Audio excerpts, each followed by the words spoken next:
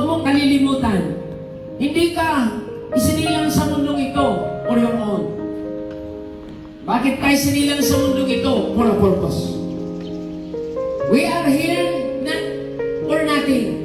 We are here for a special purpose. Alam niya ang iyong mga plano. Ano yung mga plano mo ngayon? Ano yung mga iniisip mo ngayon at sa kinabukasan mo? Alam ni Lord yan eh. Lahat ng mga details na nasa utak natin, alam ng Diyos. Ba't kanyang hinahanap? Kasama ba sa iniisip natin ang maglingkod sa Diyos? Pag wala, hindi si Lord matutuwa. At gusto ka ni Lord gabayan para ilagay mo rin sa iyong iniisip ang mga plano na paglingkuran mo ang Panginoon. Before the foundations of the world, God has a purpose. And what is these purposes? Ano itong mga layunin ng Diyos? To do good. Ano yung paggawa ng mabuti? To serve God. Ano yung paggawa ng mabuti? To worship Him. Ano yung paggawa ng mabuti? To do good to others. Lahat yung ang pinaplano ng Panginoon sa buhay ng tao. Ano kaya ang mangyayari sa tao kung walang Diyos? Ano ang kabuluhan ng ilaw kung walang kuryente?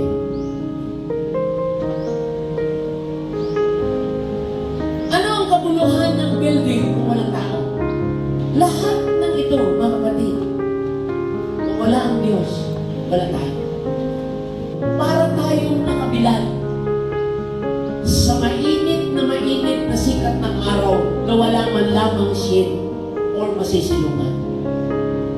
Lahat ng pwedeng mahulog, lahat ng pwedeng dumating mararanasan natin. Para tayong bukas na nasa kapaligiran natin na we are prone or vulnerable tayo sa lahat ng atake. Para tayong isang lugar na walang nakapaligid na bakod. Lahat ng masasama pwede tayong atakihin. Ganyan po ang sitwasyon. Si Satanas, unang-una siya na aatake sa atin kung wala po ang Diyos sa buhay natin. Kung wala ang Diyos sa buhay natin, pupunuin tayo ni Satanas ng lahat ng pangit sa buhay.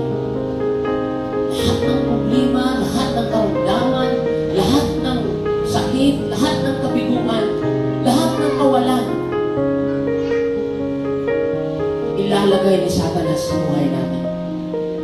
Kaya nga sa mga pamilya na wala talaga ang Panginoon, hindi ang Diyos ang sentro sa kanyang buhay. Hindi mapatid-patid ang problema. Hindi mapatid-patid ang mga suliranin. Ganyan po ang mangyayari sa tao na walang Diyos. Huwag puro lang material. Isipin mo naman tungkol sa iyong spiritual. Siya lamang ang piling magkaloob. Dalawang uri naman ang tao, mayroon, makikita natin ayon sa talata. Ang may takot sa Diyos at walang takot sa Diyos. Saan ka sa dalawang uri ng tao? May takot sa Diyos o sa walang takot sa Diyos o makasalanan? Pag hindi na tayo naging matalino sa pagpili, tayo na ang pinakahamak sa lahat. Ang katungkulan ng tao sa Diyos, ang matakot sa Diyos at masunod ang kanyang utos. Mangangaral 12:13. Sa kabila ng lahat ng ito, isa lamang aking masasabi. Matakot ka sa Diyos, sundin mo ang kanyang mga utos, pagkat ito ang buong katungkulan ng tao. May responsibilidad tayo sa buhay nito. Una sa Diyos, sa pamilya, sa kapwa, at sa kanyang iglesia o sa kaharian ng Diyos. Bago ang lahat, sa Diyos mo ang ating tapusin. Last but not the last slide. God bless us. Palapakan natin ang Panginoon. May tanong ako ngayon. Naintindihan ninyo? Naunawaan ninyo kung gaano ka-importante ang Diyos sa buhay. Kaya sila na mga nagpabaya sa Panginoon, awit awit 14:1, sabi doon, mangmang lamang ang nagsasabi, hangal ang nagsasabi, walang Diyos.